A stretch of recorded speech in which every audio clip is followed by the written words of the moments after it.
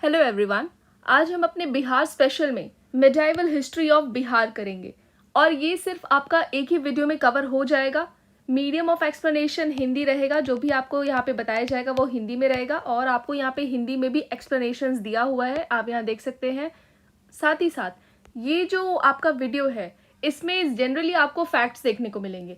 मतलब अगर हम बात करें जैसे पाल डायनेस्टी, सेन डायनेस्टी, तो इनके कौन से रूलर्स थे, किन्होंने क्या बनवाया, या फिर अगर हम बात करें मुगल्स पीरियड, तो मुगल्स में अकबर के टाइम पे किन्हें बिहार का गवर्नर या सूबेदार अपॉइंट किया गया था। तो ये कुछ क्वेश्चंस हैं जो आपसे पूछे जाते हैं, तो ये फैक्चुअल है और इसमें सिर्फ फैक्ट्स ही है।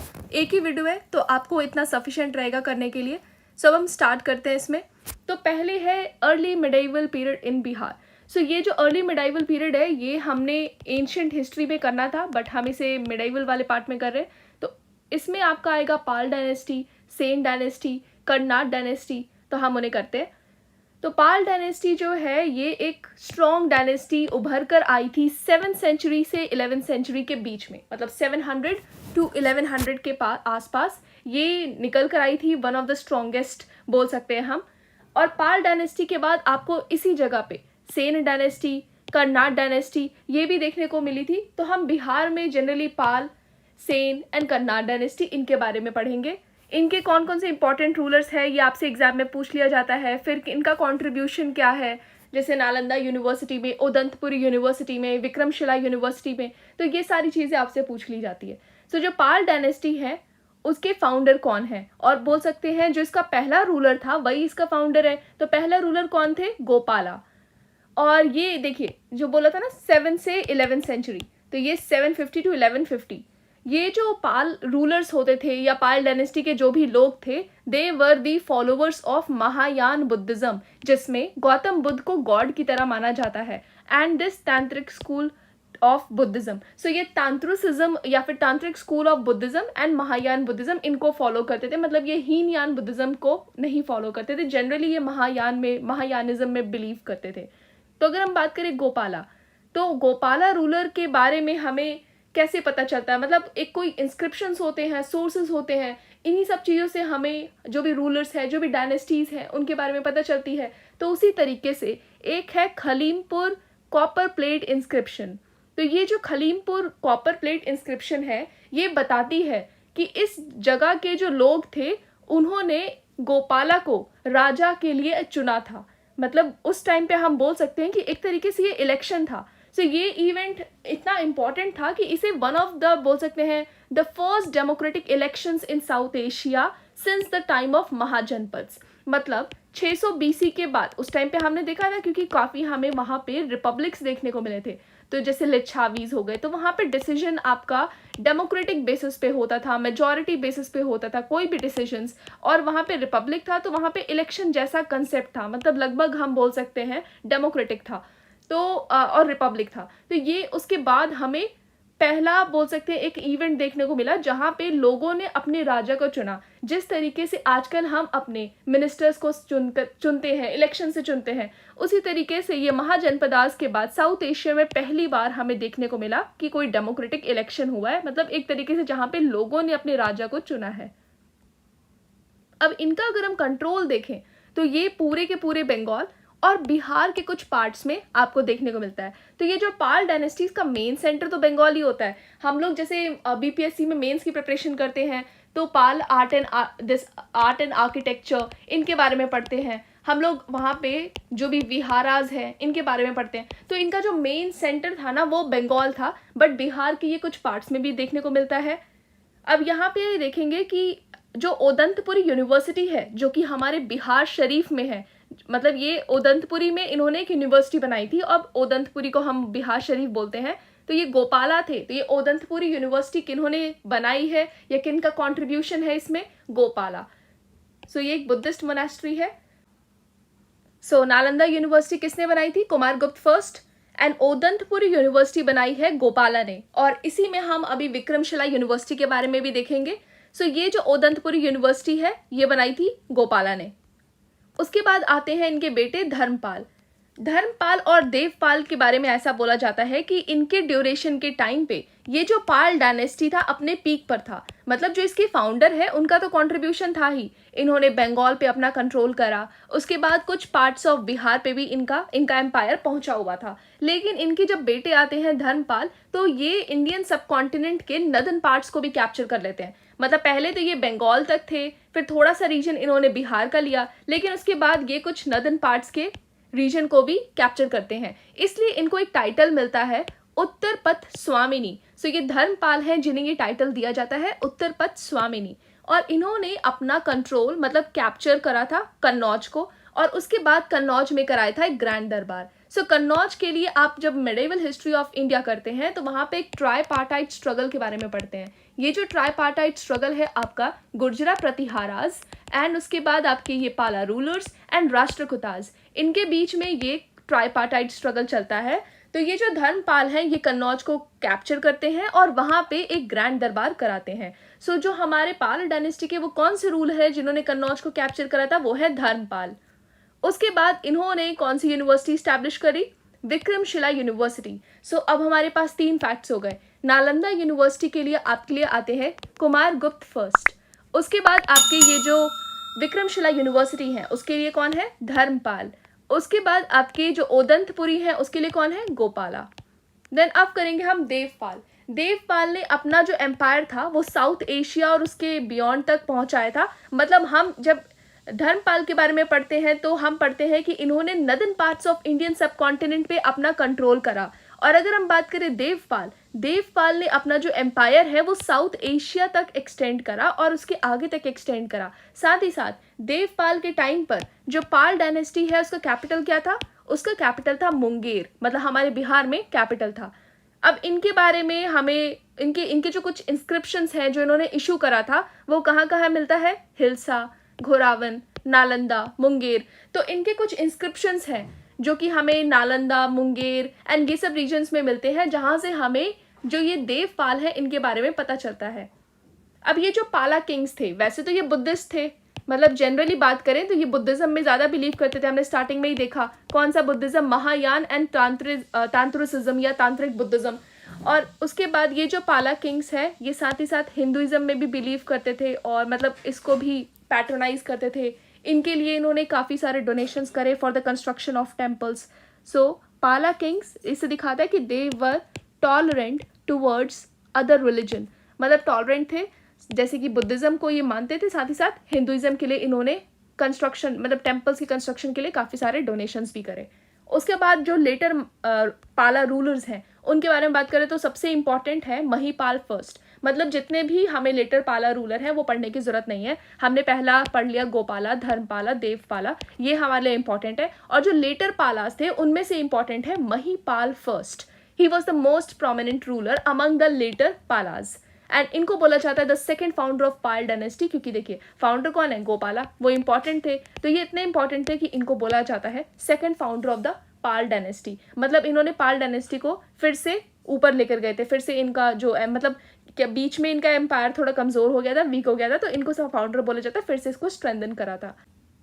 अब ये इन्हीं का रूल था जब हमारे साउथ से चोला रूलर राजेंद्र चोला फर्स्ट, इन्होंने जो इन्वेड करा था हमारे बिहार एंड बंगाल में। मतलब जब हमारे जो राजेंद्र चोला फर्स्ट जो कि चोला डायनेस्टी के इम्पॉर्टेंट रूलर हैं, बहुत इंपॉर्टेंट रूलर हैं, जिनके बारे में आप मेडिवल हिस्ट्री ऑफ और ये बोल सकते हैं एंशिएंट हिस्ट्री में ही पढ़ते हैं इनके बारे में। तो ये जो राजेंद्र चोला फर्स्ट है इन्होंने अपना जो है नदन के साइड भी अटैक वगैरह करा था, तो इन्होंने इन्वेड करा था बिहार एंड बंगाल। मतलब उस टाइम पाल डायनेस्टी रूल कर रही थी नॉर्थ में।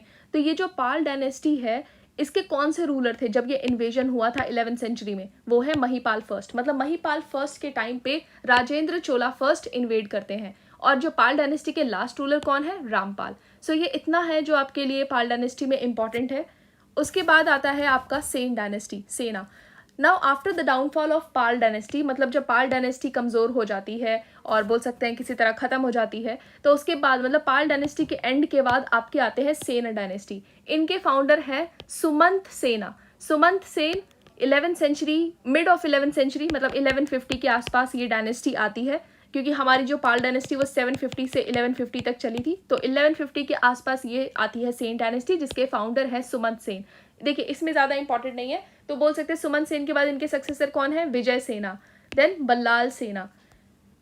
ग्रेट स्कॉलर थे बल्लाल सेना, जिन्होंने दाना सागर एंड अद्भुत सागर ये बुक्स लिखी थी, मतलब इनका ये लिटरेरी बोल सकते हैं कॉन्ट्रीब्यूशन है।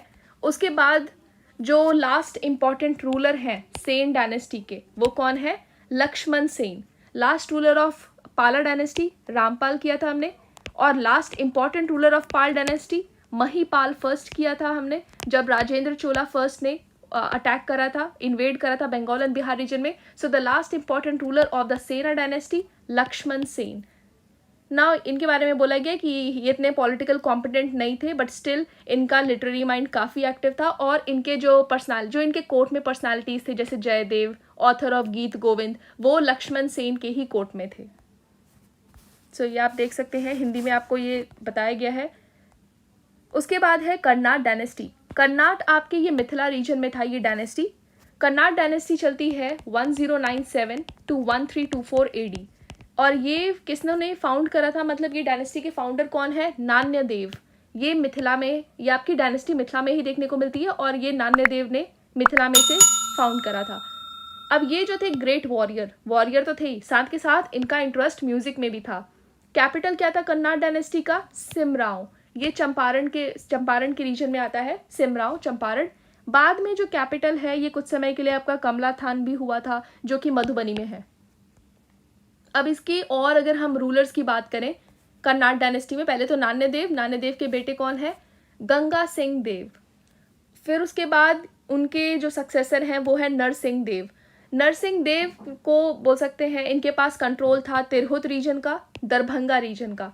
सो आप देख सकते हैं, अभी हमने एक पढ़ा नान्य सिंह देव जो कि इसके फाउंडर हैं, उसके बाद है गंगा सिंह देव, उसके बाद है नरसिंह देव तिरहुत एंड दरभंगा वाला रीजन संभाल रहे थे, उनके पास इसका कंट्रोल था। और हरिसिम्हा देव ये लास्ट रूलर है, और ये इंपॉर्टेंट नेम है क्योंकि क्वेश्चन इससे पूछा गया है।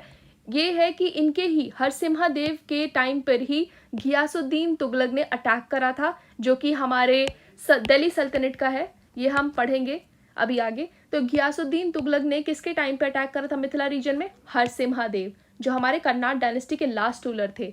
अब जिसके बाद मतलब इस इवेंट के बाद जो हरसिम्हा देव थे वो नेपाल की तरफ चले गए थे, वहाँ भाग गए थे। अब ये जो पीरियड ऑफ कर्नाट रूलर्स है बोला जाता है गोल्डन पीरियड ऑफ मिथिला, काफ़ी प्रॉस्परस था ये रीजन कर्नाट रूलर्स के टाइम पर। उसके बाद आपका स्टार्ट होता है मिडाइवल पीरियड इन बिहार। अभी हमने जो करा था वो था अर्ली मिडाइवल पीरियड, मिडाइवल से पहले और एंशंट के बाद वाला, वो हमने कर लिया। अब हम करेंगे द प्रॉपर मिडाइवल पीरियड, जब हमारा टर्किश इन्वेजन जो है स्टार्ट होता है। साथ ही साथ यहाँ पे आपको दिल्ली सल्तनत भी देखने को मिलती है। उसके बाद हम पढ़ते हैं मुगल्स के बारे में। सो इसमें हम टर्क्स के बारे में थोड़ा सा पढ़ेंगे, उसके बाद दिल्ली सल्तनत एंड देन मुगल्स। लेकिन हम इनके बारे में नहीं पढ़ेंगे क्योंकि ये है आपका मिडाइवल हिस्ट्री ऑफ इंडिया, हम कर रहे हैं बिहार। तो इनके टाइम पर बिहार पे क्या चल रहा था वो चीज़ हम करेंगे। तो पहला है टर्किश इन्वेजन इन बिहार। तो 11वीं सेंचुरी में मगध का रीजन बिहार अटैक करा था, जो भी हमारे इस्लामिक इन्वेडर्स थे मिडल ईस्ट। तो मतलब उन्होंने जब अटैक करा था इंडिया में, तो ये मगध के रीजन में भी अटैक कर, मतलब हमारे जो बिहार वाला रीजन है वहाँ पे ये जो भी अटैक है इस्लामिक इन्वेडर्स का वो शुरू हो गया था 11वीं सेंचुरी से ही। तो Bihar was attacked by Mohammad Ghori, जिनके बारे में हम मिडाइवल हिस्ट्री ऑफ इंडिया में भी पढ़ते हैं, जिन्होंने बहुत सारे बुद्धिस्ट मोनास्ट्रीज थे, नालंदा यूनिवर्सिटी, इन सबको डिस्ट्रॉय करा था। बाख्तियार खिलजी के बारे में पढ़ते हैं हम लोग, जिन्होंने मोनास्ट्रीज को डिस्ट्रॉय करा था। सो ये पहला इन्वेजन था, तुर्किश इन्वेजन, जब बुद्धिस्ट मोनास्ट्रीज को डिस्ट्रॉय किया जाता है। पहले तो मोहम्मद घोरी आते हैं, उसके बाद आपके बाख्तियार खिलजी भी आते हैं। तो पहले ये बुद्धिस्ट मोनास्ट्रीज को डिस्ट्रॉय करके जा चुके हैं, उसके बाद भी बहुत सारे हमारे मोनास्ट्रीज होते हैं, बोल सकते हैं यूनिवर्सिटीज़ होते हैं, जिन्हें ये डिस्ट्रॉय करते हैं, लोगों को मारते हैं। सो ये पहला इन्वेजन था जो हमें देखने को मिला था। उसके बाद आपके ये देखिए विहाराज, ये सारी चीज़ ये बाख्तियार खिलजी ने डिस्ट्रॉय करे थे। Viharas famous university like Nalanda, Vikramshila, Udantapuri, ये सारे यूनिवर्सिटी जो डिस्ट्रॉय हो गए थे। तो ये जो बाख्तियार खिलजी को हम बोलते हैं the first Muslim conqueror of Bihar. So ये बाख्तियार खिलजी के बारे में लिखा हुआ है। तो बाख्तियार खिलजी को बोलते हैं the first Muslim conqueror of Bihar, और इन्होंने ही यहाँ बिहार में एक सिटी फाउंड करी थी बख्तियारपुर इन 1198, एंड इनका जो मौजोलियम है आपको बिहार शरीफ में देखने को मिलता है। सो ये बख्तियार खिलजी से रिलेटेड इंपॉर्टेंट इन्फॉर्मेशन है, जैसे कि इन्होंने बख्तियारपुर सिटी को फाउंड करा था 1198 में। इन्होंने हमारे जो भी नालंदा यूनिवर्सिटी है, विक्रमशिला, ओदंतपुरी, सबको डिस्ट्रॉय करा था। एंड इनका जो मौजोलियम है वो है बिहार शरीफ में, और इन्हें बोला जाता है the first Muslim conqueror of Bihar. उसके बाद हम चलते हैं सल्तनत पीरियड। तो हम दिल्ली सल्तनत के टाइम पे हमारे बिहार में क्या क्या चल रहा था वो चीज़ देखेंगे। तो जब हम सल्तनत पीरियड करते हैं तो हम पढ़ते हैं स्लेव डायनेस्टी के बारे में, खिलजी डायनेस्टी के बारे में, और Lodhi dynasty etcetera, Syed dynasty, Tughlaq dynasty. तो ये सारी डायनेस्टी के बाद टाइम पे मतलब जो भी इंपॉर्टेंट है हम वही देखेंगे, जो हमारे बिहार में क्या हो रहा था वो चीज़ देखेंगे। तो पहला स्लेव डायनेस्टी। स्लेव डायनेस्टी जब थी हमारे इंडिया में, तो उस टाइम पे 1225 AD में जो हमारे इल्तुतमिश होते हैं स्लेव डायनेस्टी के रूलर, इन्होंने बिहार में करा था इन्वेड। मतलब इन्होंने बिहार पर बोल सकते हैं इन्वेजन करा था, अटैक करा था, और बिहार शरीफ को कैप्चर कर लिया था। ये पहले सुल्तान थे जिनको बिहार का कंट्रोल मिला था under the Delhi Sultanate. To get the possession of Bihar under the Delhi Sultanate, इन्होंने कैप्चर कर लिया था बिहार शरीफ वाला रीजन। और इनके टाइम पे बिहार शरीफ इंपॉर्टेंट भी था, बोल सकते हैं बिहार का कैपिटल ही बिहार शरीफ था। एंड इल्तुतमिश ने अपॉइंट करा था सैफुद्दीन ऐबक एज द सूबेदार और गवर्नर ऑफ बिहार। तो देखिए इसमें ना आपके ये जो गवर्नर है ये टाइम टू टाइम चेंज होते रहते हैं किसी भी रूलर्स में, किसी भी जो भी हम कोई भी डायनेस्टी के रूलर्स देखें तो टाइम टू टाइम चेंज होते रहते हैं। तो बस आपको ये देखना है कि इनके पीरियड में कौन कौन से हमारे गवर्नर थे, जैसे सैफुद्दीन ऐबक, तुगान खान, देन मलिक अलाउद्दीन जनी। तो ये जो गवर्नर्स हैं ये थे हमारे इल्तुतमिश के टाइम पे। तो जब हमारी स्लेव डायनेस्टी थी या इल्तुतमिश थे तो हमारे सैफुद्दीन ऐबक, तुगन खान एंड मलिक अलाउद्दीन जनी ये थे बिहार के गवर्नर, और ये पहले सुल्तान थे जिनको बिहार का बोल सकते कंट्रोल था अंडर द दिल्ली सल्तनत।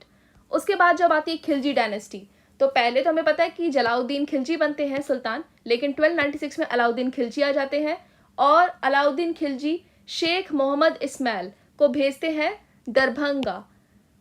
मतलब लेकिन क्या होता है कि वहाँ पे ये हार जाते हैं। मतलब इन्हें जो वहाँ के राजा होते हैं, राजा सक्र सिंह, वो इन्हें हरा देते हैं। लेकिन बाद में क्या होता है, जब दोबारा भेजते हैं इनको तो ये राजा को हरा दिया जाता है, दरभंगा के जो ये राजा होते हैं। उसके बाद यहाँ पे आपको कोई ज़्यादा इन्फॉर्मेशन नहीं है। तुगलक डायनेस्टी में घियासुद्दीन तुगलक, इन्होंने हमने पढ़ा ही था, इन्होंने अटैक करा था हरिसिम्हा देव के टाइम पर, इन्वेड करा था, जो मिथिला किंग है। ये लास्ट रूलर थे हमारे कन्नाड डायनेस्टी के। तो ये हमने उस पहले भी पढ़ा है। अभी हमें कुछ तिरहुत रीजन से कुछ कॉइन्स देखने को मिले हैं, तुगलक कॉइन्स। तो इन सब चीज़ों से हमें पता चलता है सारे इवेंट्स के बारे में। साथ ही साथ दरभंगा को उस टाइम पे मतलब मोहम्मद, ये MBT है मोहम्मद बिन तुगलक, ये घियासुद्दीन तुगलक के बाद हमारे मोहम्मद बिन तुगलक बने थे। तो मोहम्मद बिन तुगलक के टाइम पे हमारे जो दरभंगा है उसका नाम क्या था, तुगलकपुर। तुगलकपुर बोला जाता था क्योंकि तुगलक डायनेस्टी का रूल था उस टाइम पे। फिर फिरोज शाह तुगलक, ये है फिरोज शाह तुगलक। ये बस मैंने शॉर्ट में लिखा है, आपको ये चीज़ें यूज़ नहीं करनी है, चाहे आप मेंस वगैरह में भी लिखें तो भी आपको ऐसे शॉर्ट फॉर्म में नहीं लिखना है। तो फिरोज शाह तुगलक का जो पर्शियन इंस्क्रिप्शन है ये हमें बिहार से मिला है, बिहार शरीफ से मिला है, क्योंकि बिहार शरीफ था वो हमारे सल्तनत पीरियड में कैपिटल था बिहार का। तो वहाँ पे हमें फिरोज शाह तुगलक की एक पर्शियन इंस्क्रिप्शन मिली है। साथ ही साथ हमें पटना और गया से भी कुछ इंस्क्रिप्शंस देखने को मिले हैं, कुछ कॉइन्स देखने को मिले हैं तुगलक डायनेस्टी के बारे में, जो हमें इन डायनेस्टी के बारे में बताते हैं। और ये जो हमारे रूलर थे, मतलब ये जो तुगलक डायनेस्टी थे, उस टाइम पे फिरोज शाह तुगलक ने मलिक इब्राहिम को सूबेदार या गवर्नर बोल सकते हैं बिहार का अपॉइंट करा था। और ये जो मलिक इब्राहिम है जिन्हें अपॉइंट करा गया था सूबेदार ऑफ बिहार, इनका जो टोम्ब है वो बिहार शरीफ में लोकेटेड है ऑन दिस पिरपहारी हिल्स। तो ये आप बस नाम याद रखिए कि मलिक इब्राहिम किनके टाइम पे थे, फिरोज शाह तुगलक। देन उसके बाद है चेरो डायनेस्टी। देखिए हमारा तुगलक डायनेस्टी से मतलब हमारा जो हमारा दिल्ली सल्तनत है वहाँ से जो भी हमारा इंपॉर्टेंट था वो हमने कर लिया है। अब है चेरो डायनेस्टी। ये एक ना ट्राइबल स्टेट बोल सकते हैं, छोटी सी ट्राइबल डायनेस्टी थी, और इसने अपना पावरफुल कंसंट्रेशन मतलब अपना पावर कहाँ कहाँ कौन से रीजन में इस्टेब्लिश कर रखा था, भोजपुर, शाहाबाद। शाहाबाद आपका ये जो साउथ बिहार में है वेस्टर्न पार्ट में वो रीजन, सारण, चंपारण एंड मुजफ्फरपुर। मतलब आप देखेंगे ये आपका जो रीजन है ये mostly north and south west of Bihar, ये रीजन हमारे सारे आ रहे हैं। तो ये इस पर कंट्रोल करा था। और ये जो चेरो डायनेस्टी है 300 साल तक इन रीजन्स पे रूल कर रही थी और बिहार में रूल कर रही थी। जो एक जगदीशपुर फेयर के बारे में आप सुनते हैं, जगदीशपुर मेला, वो फूलचंद ने ही स्टार्ट करा था और फूलचंद चेरो डायनेस्टी के ही थे, तो ये चेरो डायनेस्टी के से ही स्टार्ट किया गया है जगदीशपुर फेयर। उसके बाद जो इनके इंपॉर्टेंट रूलर थे वो कौन थे? मेदिनी राय। मेदिनी राय ने अपना जो टेरिटरी है वो गया में एक्सटेंड किया था, दाऊदनगर, अरवाल, मतलब ये तो आपके थे ही रीजन्स, उसके अलावा गया, दाऊदनगर, अरवाल, इन रीजन पे भी चेरो डायनेस्टी का बोल सकते हैं हमें एक्सपेंशन देखने को मिला था मेदिनी राय रूलर के टाइम पे। इनकी डेथ हुई थी 1634 एडी में, और उसके बाद जो इनके बेटे थे राजा प्रताप राय, इन्होंने इस डायनेस्टी को कंट्रोल करा था। और राजा प्रताप राय के टाइम पे 3 मुगल इन्वेजन्स देखने को मिले थे हमारे बिहार में। फाइनली इन इन्वेजन्स के बाद ये जो हमारा बोल सकते हैं चेरो डायनेस्टी है, इसको मुगल रूल में कंट्रोल उसी में एसिमिलेट कर लिया था, उसी में मिला दिया गया था। एंड ये एक फैक्ट है जो रह गया था, मतलब हमने सारे रूलर्स का पढ़ लिया था लेकिन ये हमारे रह गए थे। तो लोधी डायनेस्टी में जब सिकंदर लोधी आए थे दिल्ली सल्तनत पे, तो इन्होंने दरिया खान नुहानी को गवर्नर ऑफ बिहार अपॉइंट करा था, ये एक फैक्ट है। इसके बाद हम चलेंगे बिहार एंड सुर डायनेस्टी, शेरशाह सूरी। तो सुर डायनेस्टी के बारे में पढ़ेंगे। इनके फाउंडर कौन है? शेरशाह। इनका जो रियल नाम है वो क्या है? फरीद खान। ये आपको फुल ऑफ फैक्ट्स मिलेगा, सिर्फ फैक्ट्स, और सब आपको याद रखना है क्योंकि सिर्फ इंपॉर्टेंट चीजें ही लिखी गई हैं इसमें। तो शेरशाह थे इनके फाउंडर। रियल नेम क्या था? फरीद खान। इन्होंने अपना जो सुर एम्पायर बनाया था बिहार में बनाया था, साथ में जो कैपिटल था वो क्या था? सासाराम, रोहतास में। 1534 में ये एक बैटल लड़ते हैं, बैटल ऑफ सूरजगढ़। ये जो है बंगाल के रूलर महमूद शाह और शेरशाह के बीच में ये बैटल होती है जिसमें शेरशाह जीत जाते हैं। उसके बाद 1539 में ये बैटल ऑफ चौसा करते हैं, हमारे जो भी मुगल रूलर होते हैं उस टाइम पे हुमायूं के साथ, उनको हरा देते हैं, उनको इंडिया से बाहर ही भेज देते हैं। वैसे इंडिया से बाहर हुमायूं 1540 में जाते हैं, इस टाइम पे बैटल ऑफ चौसा में हरा देते हैं, फिर दोबारा से इनको बैटल ऑफ कन्नौज में हरा देते हैं, और उसके बाद जो हमारे हुमायूं हैं वो इंडिया से बाहर चले जाते हैं। एंड इनको हराने के बाद, हुमायूं को हराने के बाद, शेरशाह ने जो टाइटल अडॉप्ट करा था, शेरशाह सुल्तान आदिल, आफ्टर दिस विक्ट्री। उसके बाद जो बिहार का कैपिटल, अभी तक हम दिल्ली सल्तनत में पढ़ रहे थे तो वो क्या था? बिहार शरीफ। लेकिन जो बिहार का कैपिटल है वो पटना कब से हुआ? शेरशाह ने बनाया, मतलब जब सुर डायनेस्टी का रूल चल रहा था तब इसका कैपिटल पटना हुआ था 1541 एडी में। एंड इन्होंने कुछ सिल्वर कॉइन्स भी इशू करे थे